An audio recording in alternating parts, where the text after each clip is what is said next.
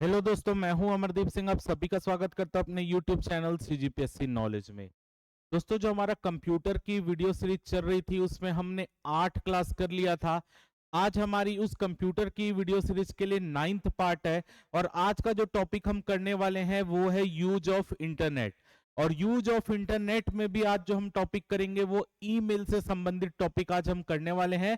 और ये टॉपिक मैं इतना जरूर बोल सकता हूं कि अगर आप आज लास्ट तक ये वीडियो देखेंगे तो आपसे ईमेल से रिलेटेड जितने क्वेश्चन पेपर में आ सकते हैं आप सब उसको सॉल्व कर लेंगे और हर क्वेश्चन हम डिटेल में चर्चा करने वाले हैं। इसके बाद आपसे ईमेल से रिलेटेड कोई भी क्वेश्चन आपके पेपर में आए आपसे छूटेगा नहीं, 100% बन जाएगा, क्योंकि हम ईमेल से रिलेटेड जितने भी क्वेश्चन हो सकते हैं उसको डिटेल में यहां पर आज कवर कर लेंगे। तो अगर आपको ये वीडियो अच्छा लगे तो वीडियो को जरूर लाइक कीजिएगा। चैनल में अगर आप नए आए हैं तो चैनल को सब्सक्राइब कर लीजिएगा और वीडियो को ज्यादा से ज्यादा अपने दोस्तों में शेयर कीजिएगा। देखिए, पहले हमारी क्लास जो हो रही थी कंप्यूटर की वो डेली हो रही थी। 8 क्लास हमने डेली ली। उसके बाद मैंने आपको बताया था कि अगर आप टेलीग्राम चैनल ज्वाइन किए होंगे तो उसमें मैंने बताया था कि अब से आपकी कंप्यूटर की क्लास जो होगी वो आपका ट्यूसडे, वेडनेसडे और थर्सडे, ये 3 दिन को छोड़कर बाकी 4 दिन में होगी। यानी फ्राइडे, सैटरडे, संडे और मंडे, ये 4 दिन आपकी कंप्यूटर की क्लास होगी। इसलिए मैंने आपको बोला था कि टेलीग्राम चैनल ज्वाइन कर लीजिए, वहां पर आपको इसका पीडीएफ भी मिल जाएगा और आपको जो डिटेल रहेगी कौन सी क्लास कब होने वाली उसका भी डिटेल मिल जाएगा वहां पर। क्योंकि अभी मेरी क्लास जो है शेड्यूल थोड़ा सा बिजी चल रहा है, जो मैंने आपको पहले भी शेयर किया था इसके बारे में। इसी के लिए आपकी जो कंप्यूटर की क्लास है वो 7 दिन की जगह मैंने 4 दिन किया है, ताकि आपके लिए क्वेश्चन की क्वालिटी भी अच्छी बनी रहे और आप ज्यादा से ज्यादा क्वेश्चन बना भी पाए। इसी के लिए जो है अब आपका 4 दिन कंप्यूटर की क्लास होगी। डेट याद रखिएगा, दिन याद रखिएगा। आपका कौन सा दिन? फ्राइडे, सैटरडे, संडे यानी वीकेंड का दिन और आपके वीक का पहला दिन मंडे। ये 4 दिन अब कंप्यूटर की क्लास आपकी आनी है और तय समय जो दोपहर का 2 बजे का समय है वहीं पर आनी है। चलिए चालू करते हैं। उससे पहले अगर आपको कोई भी हमारा कोर्स चाहिए, हॉस्टल वार्डन का ऑनलाइन कोर्स, शिक्षक भर्ती, सहायक शिक्षक, शिक्षक सहायक शिक्षक का कॉम्बो पैक, कुछ भी चाहिए ऑनलाइन या ऑफलाइन, तो उसके लिए आपको यहाँ पर क्वेरी नंबर दिया गया है। आपको इसमें कोई भी कोर्स का अगर आपको जानकारी चाहिए आपको वो मिल जाएगा। इसके अलावा अगर आपको ऑनलाइन कोर्स चाहिए ये, तो आपको क्या करना पड़ेगा, सीजीपीएससी नॉलेज ऐप इंस्टॉल करना पड़ेगा प्ले स्टोर से और ऐप वहां पर जाकर आप जो भी कोर्स लेना चाहते हैं वो ले सकते हैं। आपको ऐप का लिंक, कोर्स का लिंक और टेलीग्राम का लिंक, क्योंकि टेलीग्राम में आपको पीडीएफ मिलना है और सभी क्लास की जानकारी मिलनी है, तो वो टेलीग्राम का लिंक आपको कमेंट सेक्शन में मिल जाएगा। आप उसमें जाकर क्लिक करके कोर्स लेना चाहते हैं, टेलीग्राम ज्वाइन करना चाहते हैं, आप कर सकते हैं। चलिए स्टार्ट करते हैं। आज का पहला क्वेश्चन देख लेते हैं। आज का पहला क्वेश्चन है, निम्न में से कौन सा कथन सत्य है? यानी आपको सही कथन की पहचान करना है। लिखा है पहला, जब आप ट्रैश फोल्डर से ईमेल हटाते हैं तो सामग्री स्थायी रूप से हटा दी जाएगी। आपकी व्हाइट लिस्ट में प्रेषक के ईमेल हमेशा आपके इनबॉक्स में जाते हैं। इनमें से कौन सा कथन सही है? केवल एक, केवल दो, दोनों सही है या दोनों गलत है? यानी यहां पर आपको यह बताना है कि अगर आप ईमेल देखे होंगे, ईमेल में एक ट्रैश फोल्डर होता है। अगर आप ट्रैश फोल्डर से किसी फाइल को डिलीट कर देते हैं, हटा देते हैं, तो वो आपके ईमेल से परमानेंट हट जाएगा।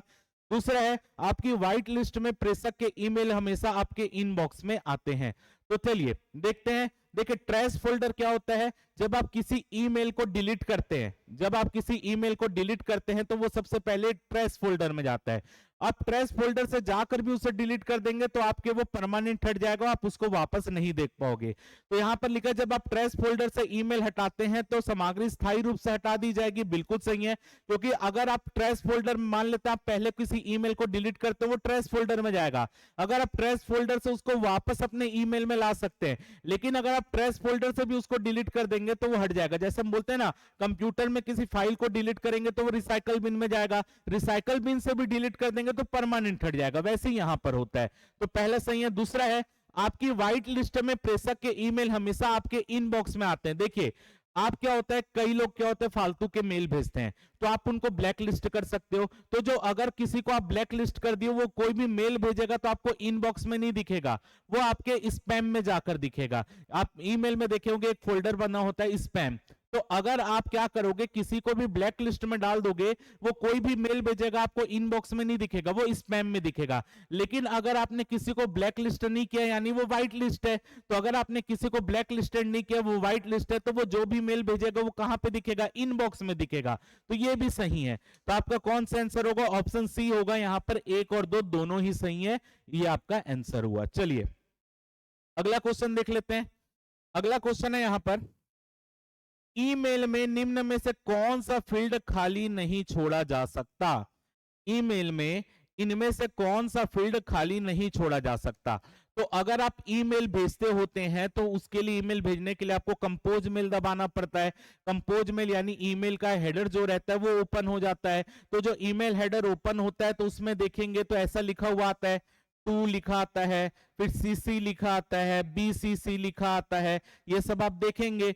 तो अगर आप ईमेल हेडर खोलते हैं तो उनमें से क्या बोल रहा है, ईमेल में निम्न में से कौन सा फील्ड खाली नहीं छोड़ सकते। पीसीसी यानी आपका क्या होता है, blind carbon copy, attachment, to या सीसी। तो अगर आप देखेंगे इनमें कौन सा फील्ड खाली नहीं छोड़ सकते, अरे टू को खाली नहीं छोड़ सकते। आपको मेल भेजना है तो आपको उसका एड्रेस तो डालना पड़ेगा, ईमेल एड्रेस, कि आपको मेल किसको भेजना है। आप भले हो सकता है कि आप कार्बन कॉपी या ब्लाइंड कार्बन कॉपी किसी को ना भेजे। देखिए कार्बन कॉपी या ब्लाइंड कार्बन कॉपी क्या होता है कि अगर मान लेते हैं आप ईमेल खोलते हैं तो टू में मान लेते हैं आप किसी की ईमेल आईडी लिखे। इसके अलावा अगर आपको सेम मेल किसी और को भी भेजना होता है तो आप उसको कार्बन कॉपी में डालते हो। अगर आप किसी को सीसी में डालते हो और टू में किसी और का नाम लिखते हो तो अगर किसी को मेल जाएगा ना तो टू वाले को भी दिख जाएगा कि आप उसके अलावा और किसको मेल भेजे हो। यानी अगर आप टू में किसी का नाम डाले और सीसी में किसी का नाम डाले तो टू में जिसके पास मेल जाना होगा वो उसको सीसी में किसका नाम डाले थे वो भी दिखेगा। लेकिन अगर आप उसका नाम बीसीसी में डाले यानी ब्लाइंड कार्बन कॉपी में किसी का ईमेल एड्रेस डाले तो आप टू में जिसको ईमेल एड्रेस डाले होगे उसको मिल जाएगा, लेकिन उसको ये नहीं पता चलेगा आप मेरे अलावा और किसको मेल भेजे हो। यानी अगर आपको किसी को मेल भेजना है एक से ज्यादा आदमी को, तो एक से ज्यादा आदमी को भेजना है तो आप टू में डालो उसको, ठीक है। ये मान लेते आप एक एड्रेस में भेज रहे हो तो उसको टू में लिखो, और किसी दूसरे आदमी को यही मेल को एक और आदमी को भी भेजना है, लेकिन आपको यह है कि आपको किसी को बताना नहीं है कि आपने इसके अलावा भी ये मेल किसी और को भेजा है, तो आप बीसीसी में उसका नाम डाल दोगे। तो बीसीसी में यदि उसका ईमेल एड्रेस अगर आप डाल दे रहे हो तो वो मेल किसी को भी जाएगा, वो पता नहीं चलेगा। बीसीसी में जिसका नाम होगा उसको भी आपने भेजा है मेल, किसी और को पता नहीं चल पाएगा। तो कौन सा पद यहां पर या कौन सा फील्ड खाली नहीं छोड़ सकते, टू वाला फील्ड खाली नहीं छोड़ सकते। बाकी आप बीसीसी यानी ब्लाइंड कार्बन कॉपी भेजना है तो भेजे, नहीं भेजना है तो नहीं भेजे। सीसी कार्बन कॉपी की यानी किसी और को भी मेल करना है तो करे, नहीं करना है तो ना करे। अटैचमेंट कुछ फोटो लगाना है, कुछ वीडियो लगाना है तो लगाए, नहीं लगाना है तो नहीं लगाए, कोई दिक्कत नहीं है। लेकिन टू वाला आप खाली नहीं छोड़ सकते क्योंकि किसको भेजना है वो तो आपको बताना ही पड़ेगा। तो सी इसका करेक्ट आंसर होगा। चलिए अगला क्वेश्चन देखते हैं। ईमेल पता, यहां पर आपको एक ईमेल एड्रेस दिया हुआ है abcdef.gmail.com, अवैध है क्योंकि ईमेल पते में निम्न में से क्या होना चाहिए, एक संख्यात्मक वर्ण, अधिकतम एक बिंदु वर्ण, कम से कम एक अपर केस का अक्षर, एक और केवल एक @ वर्ण। क्यों ये जीमेल एड्रेस अवैध है? आपको अंत में ये भी बताना है ना कि आपके कितने क्वेश्चन सही हुए और आपको ये सीरीज कैसे लग रही, क्योंकि आज हम जीमेल पूरा एक एक चीज कंप्लीट कर लेंगे। देखिए कोई भी ईमेल एड्रेस होता है तो ईमेल एड्रेस के दो हिस्से होते हैं। जैसे कि मैं मान लेता हूं कि ईमेल एड्रेस लिखता हूं, मैं मान लेते हैं CGPSC नॉलेज, ठीक है, CGPSC नॉलेज। इसके बाद मैं लगाता हूं @ फिर लगाता हूं मैं gmail.com, ठीक है। अब देखो यहां पर क्या होता है कि जो @ के पहले का चिन्ह है, जो @ के पहले का हिस्सा है, ये @ लगने के जो पहले का हिस्सा है इसको बोलते हैं यूजर नेम। इसको क्या बोलते हैं? User name. और जो @ के बाद का हिस्सा यानी ये वाला हिस्सा, इसको बोलते हैं डोमेन नेम। इसको क्या बोलते हैं? Domain name. तो आपसे पेपर में ये भी क्वेश्चन आता है कि यूजर नेम और डोमेन नेम को अलग करने के लिए बीच में कौन सा चिन्ह लगाते हैं, तो @ चिन्ह होना जरूरी है। तो अगर आप यहां पर देखोगे ये वाले ईमेल एड्रेस में, तो ये वाले ईमेल एड्रेस में @ का चिन्ह यहां पर आना चाहिए था, जो है नहीं। तो यहाँ पर क्या होगा, एक और केवल एक @ वर्ण होना चाहिए। ये जीमेल एड्रेस क्यों अवैध है, क्योंकि इसमें @ का चिन्ह नहीं लगा है। और याद रखिएगा @ का चिन्ह जो है वो पूरे ईमेल एड्रेस में केवल एक ही बार आ सकता है, जो कि यूजर नेम और डोमेन नेम के बीच में होगा। इसके अलावा आप @ चिन्ह का प्रयोग पूरे जीमेल आईडी में कभी भी नहीं कर सकते, यानी पूरे ईमेल आईडी में एक बार ही @ चिन्ह का प्रयोग होगा, जो आपके यूजर नेम और डोमेन नेम के बीच में होगा। तो डी इसका करेक्ट आंसर हुआ। चलिए अगला क्वेश्चन देख लेते हैं। अगला क्वेश्चन है, ग्राफिक्स फाइल के लिए एक्सटेंशन की पहचान करें। जो आप ग्राफिक्स फाइल भेजते हैं, ग्राफिक्स फाइल के लिए कौन सा एक्सटेंशन यूज होता है, .avi, .dbf, .mid या .jpg। तो याद रखिएगा जो फाइल, क्या ग्राफिक्स फाइल आपको भेजना, उसका एक्सटेंशन जो होता है वो .jpg होता है। ये jpg क्या है, इसको jpeg भी बोलते हैं ना, jpeg भी बोलते हैं। तो jpeg क्या होता है, जॉइंट फोटोग्राफिक एक्सटेंशन ग्रुप, ये भी याद रखिएगा। ये जॉइंट फोटोग्राफी एक्सपर्ट ग्रुप, याद रखिएगा, जॉइंट फोटोग्राफिक एक्सपर्ट ग्रुप। ये जेपीजी का फुल फॉर्म है, पेपर में आ चुका है, जॉइंट फोटोग्राफिक एक्सपर्ट ग्रुप। तो यहाँ पे डी इसका करेक्ट आंसर होगा। अगला देख लेते हैं। अगला है, अनपेक्षित ईमेल या जंक मेल को क्या कहते हैं। अनपेक्षित ईमेल या जंक मेल को क्या कहते हैं, तो मैंने आपको बताया था कि अगर किसी को आप ब्लैक लिस्टेड कर देते हो, ब्लैक लिस्टेड करने के बाद वो मेल कहां पे जाता है, स्पैम में जाता है। तो अनपेक्षित यानी अनऑथराइज्ड मेल जो होते हैं उसको क्या बोलते हैं, स्पैम बोलते हैं। 30 क्वेश्चन का करेक्ट आंसर हुआ। अगला क्वेश्चन देख लेते हैं। अगला क्वेश्चन है, ईमेल एड्रेस के बारे में कौन सा कथन गलत है। यानी जो ईमेल एड्रेस के बारे में या ईमेल के बारे में कौन सा कथन गलत है। पहला है, प्राप्तकर्ता का नाम @ चिन्ह से पहले आता है, डोमेन का नाम @ चिन्ह के बाद में आता है। तो अभी मैंने बताया कि अगर आप कोई ईमेल एड्रेस लिखते हो तो पहले आपको आंसर बताने केवल एक, केवल दो, दोनों या ना तो एक ना ही दो। देखिए सबसे पहले क्या आता है, सबसे पहले आता है आपका यूजर नेम। यूजर नेम यानी आपके जो प्राप्तकर्ता का नाम है, यूजर नेम सबसे पहले आता है, फिर @ चिन्ह लगता है, फिर आपका डोमेन नेम आता है, फिर आपका क्या आता है, डोमेन नेम आता है। तो यहां पर लिखा है कि प्राप्तकर्ता का नाम @ चिन्ह से पहले आता है, बिल्कुल सही है।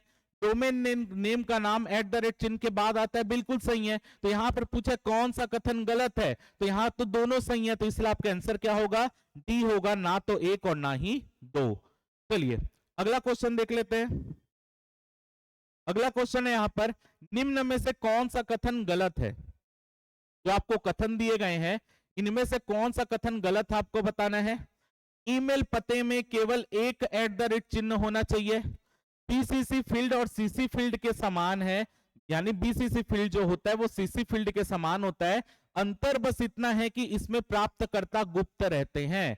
केवल एक, केवल दो, दोनों या ना तो एक ना ही दो। कौन सा कथन गलत है, यानी आपको गलत कथन की पहचान करना है। तो सबसे पहले देखते हैं, ईमेल पते में केवल एक बार @ चिन्ह होना चाहिए। मैंने अभी आपको बताया कि ईमेल पता में केवल एक बार @ चिन्ह होना चाहिए, बिल्कुल सही वाला है।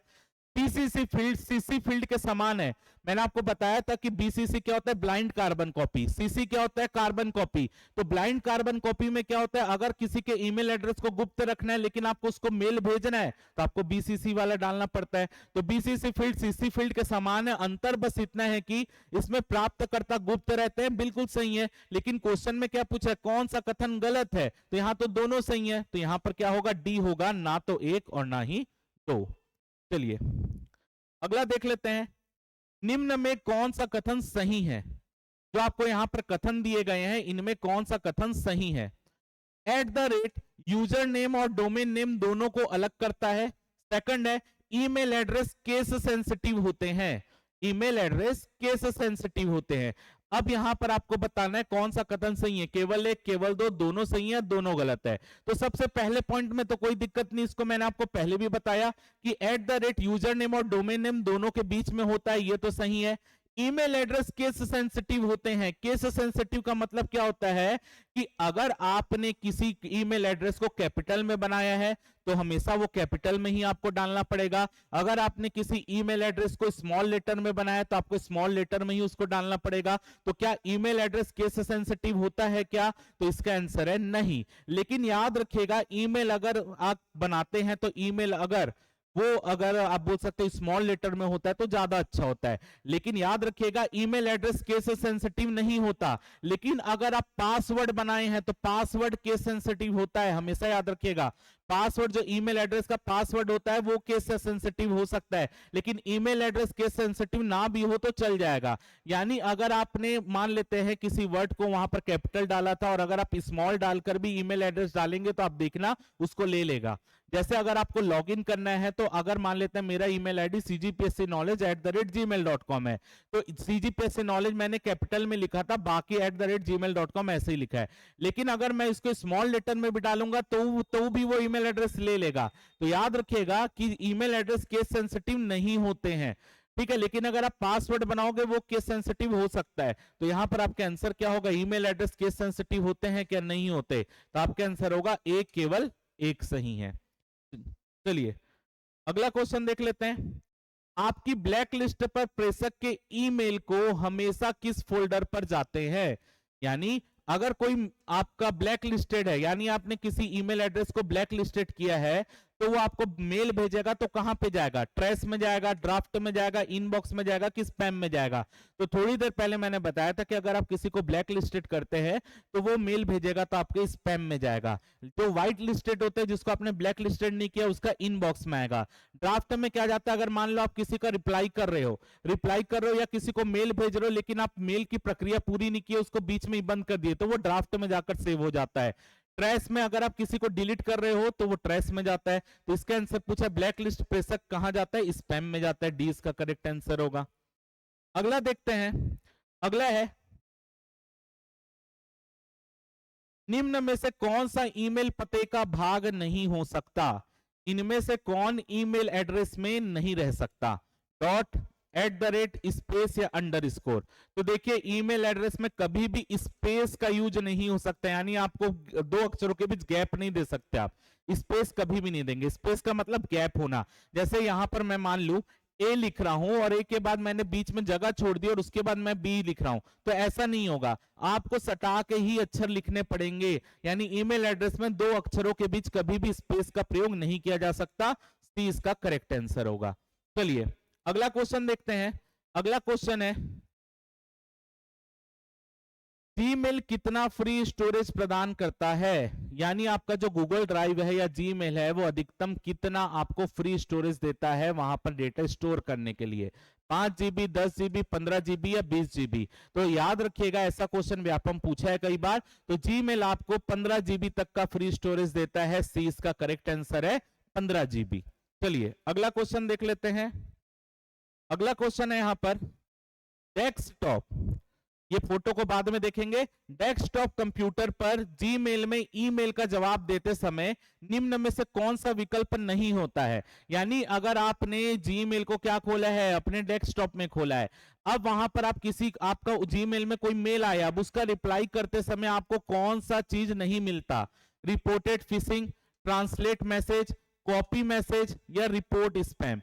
तो अगर आप देखेंगे अगर आपके डेस्कटॉप में कोई मेल आता है तो याद रखिएगा मेल का जब आप रिप्लाई करने जाएंगे या मेल देखेंगे ना तो मेल के साइड में ऐसा 3 डॉट दिखता है।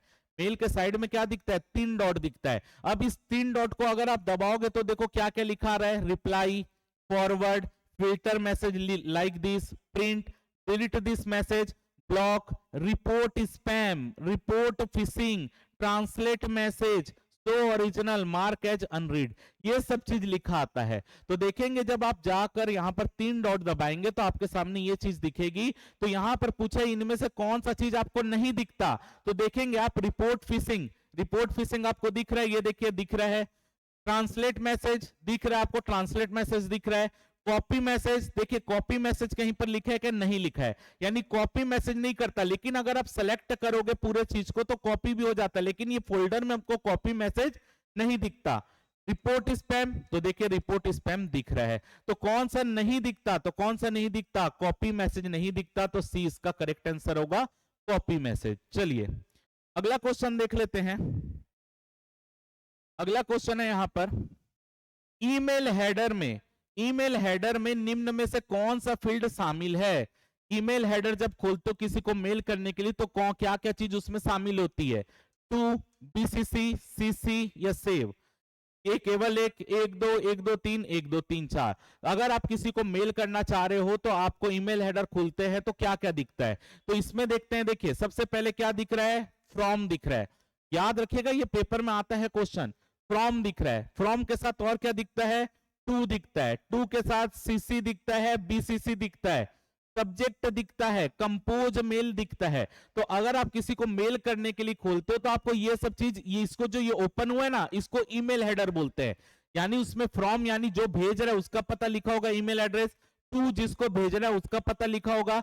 कार्बन कॉपी क्या होता है, सीसी क्या होता है, जिसको अगर आपको टू के अलावा किसी और को भी भेजना है तो ये यहां पर डाल सकते हो, लेकिन ये टू को भी नजर आएगा कि आपने इस व्यक्ति को मेल भेजा है। इसके अलावा बीसीसी, बीसीसी में ब्लाइंड कार्बन कॉपी, अगर मान लेता आपने टू में किसी ईमेल एड्रेस को डाला और बीसीसी में किसी ईमेल एड्रेस दूसरे को डाला है तो यहां पर मेल दोनों में जाएगा, लेकिन टू वाले को पता नहीं चलेगा कि और आपने इसके अलावा और किसको ये मेल भेजा है। तो ब्लाइंड कार्बन कॉपी यानी वो छुपा देता है, टू को और नहीं दिख पाएगा कि आपने इसके अलावा और किसको मेल किया है।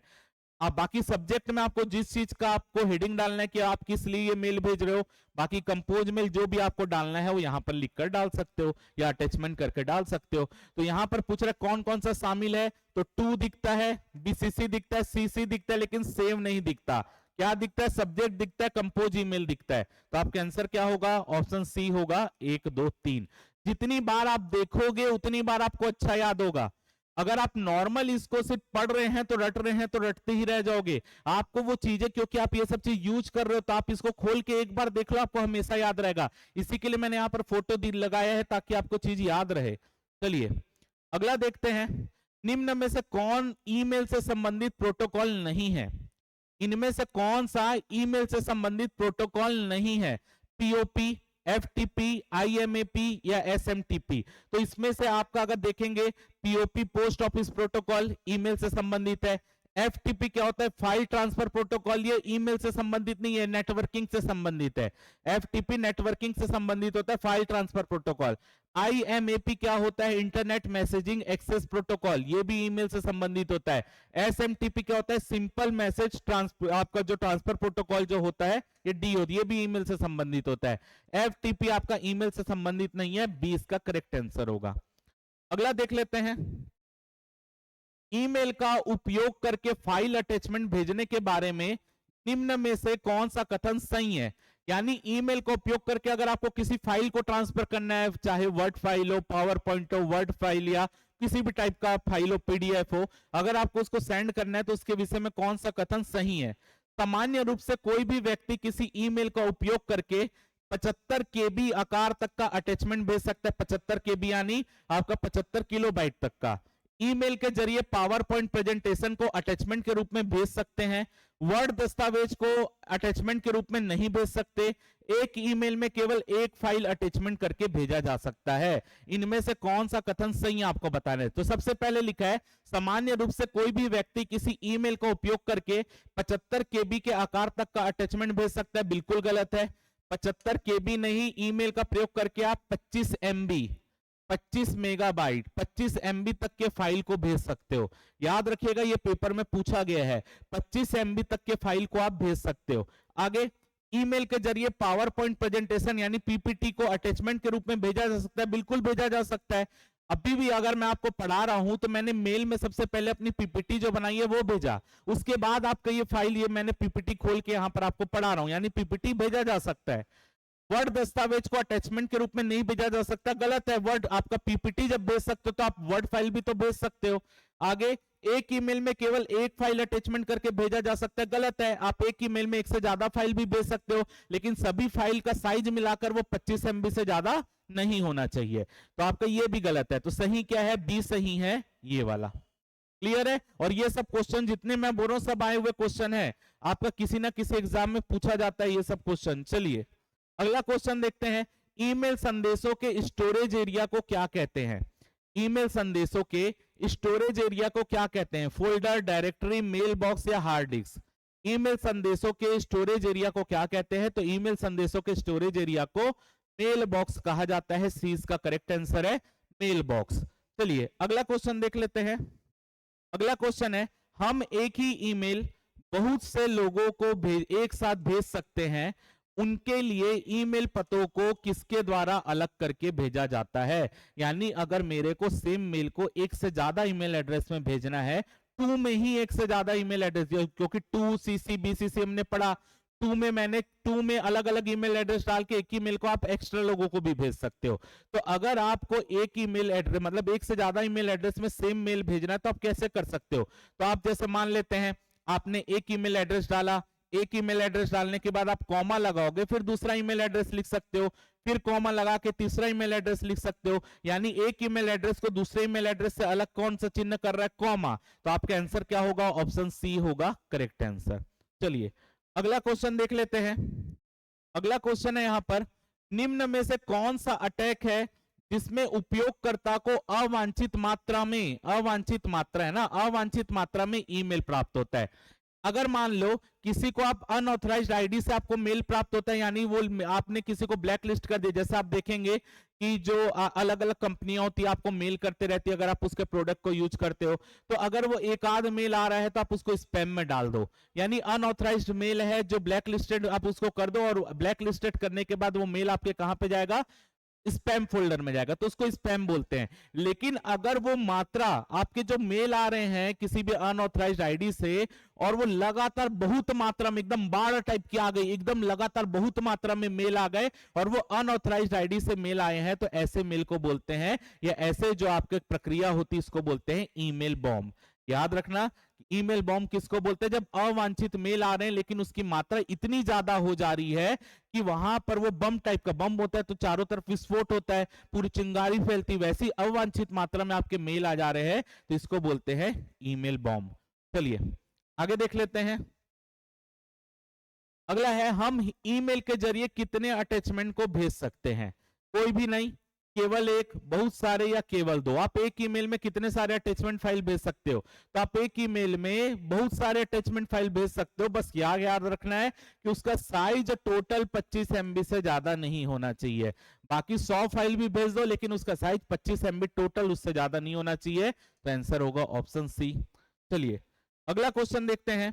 अगला क्वेश्चन है, जब आप फिल इन द ब्लैंक्स करते हैं, जब आप फिल इन द ब्लैंक्स करते हैं, तो जीमेल आपको इसे बाद में, दिन में, कल, या इस सप्ताह के अंत में, या अगले सप्ताह फिर से पेश करने का विकल्प देता है। इसे क्या कहते हैं, snooze mail, archive a mail, add a mail to task, add star to a mail. जब आप फिल इन द ब्लैंक्स करते हो तो जीमेल आपको इसे बाद में, दिन में, कल, सप्ताह के अंत में, या अगले सप्ताह फिर से पेश करने का विकल्प देता है। इसे क्या कहते हैं।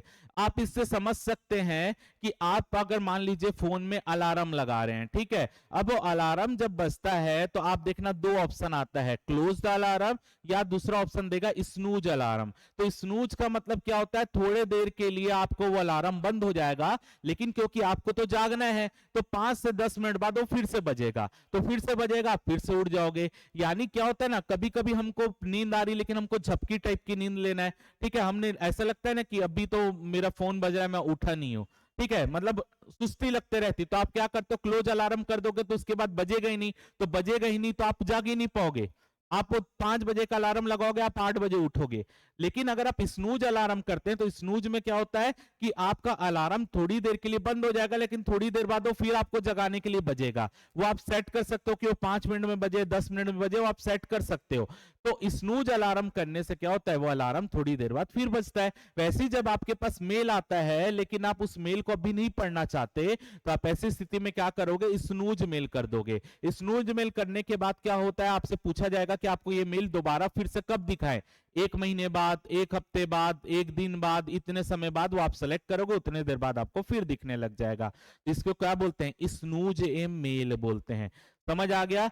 अब यहां पर एक चीज और याद रखना, अगर आपसे, हमने पूरा जीमेल कर लिया, ईमेल कर लिया, ये सब कर लिए, तो अगर आपसे पूछा जाता है कि ईमेल के आविष्कारक किसे माना जाता है, तो आपका आंसर क्या होगा, ये आपको कमेंट सेक्शन में बताना है, क्योंकि ईमेल का आविष्कारक भी बार बार पेपर में पूछा जाता है। मैं चाहता तो यहां पर मैं शुरू में ही आपको लिखकर बता देता या उसका रिलेटेड क्वेश्चन करा देता, लेकिन आप अंत तक देख रहे हैं कि नहीं वीडियो? आपको चीजें जब मैं पूरा ईमेल आपको समझा दिया तो आपको अंत में थोड़ा सा ये भी मेहनत कीजिए, ताकि एक बार अगर आपको याद है तो बहुत अच्छी चीज आप कमेंट सेक्शन में बता देंगे, नहीं याद होगा तो आप देख के बताएंगे। आप कुछ सर्च करेंगे, सर्च करने के बाद देख के बताएंगे, क्योंकि आप एक बार अगर उसको देख लिए, सर्च कर लिए, तो वो दिमाग में आपके लिए हमेशा फिट हो जाएगा। इसी के लिए आपको ये कमेंट सेक्शन में बताना है कि ईमेल के आविष्कारक कौन है। क्लियर है? अब यहां पर आपकी आज की क्लास में एंड करूंगा। जितने भी ईमेल से रिलेटेड क्वेश्चन आपसे बन सकते थे वो पूरी चीज मैंने आपको यहां पर डिटेल में एक्सप्लेन करने की कोशिश की है, और एक एक पॉइंट में मैंने डिटेल डिस्कशन किया आपसे। तो उम्मीद कर रहा हूं कि आपको ये वीडियो पसंद आया होगा। हम कल फिर मिलेंगे, कल हमारा अगला टॉपिक होगा, कल फिर मिलेंगे। तो उम्मीद कर रहा हूं कि आपको वीडियो पसंद आया होगा। अगर आपको वीडियो पसंद आया हो तो वीडियो को जरूर लाइक कर दीजिए। चैनल में अगर आप नए आए हैं तो चैनल को सब्सक्राइब कर दीजिए, वीडियो को ज्यादा से ज्यादा अपने दोस्तों में शेयर कीजिए। फिलहाल के इस वीडियो में सिर्फ इतना ही। जय भारत, जय छत्तीसगढ़।